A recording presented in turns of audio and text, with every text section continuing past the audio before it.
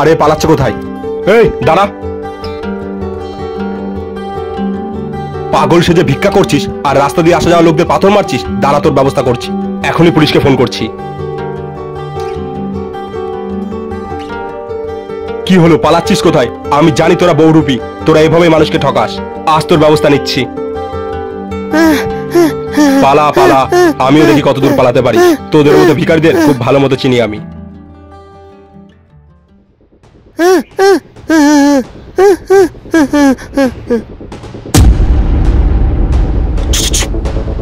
আরে হ্যাঁ হ্যাঁ, আমি বাচ্চা কিডন্যাপ করে ফেলেছি, আর সন্ধ্যার মধ্যে তুই পেয়ে যাবি।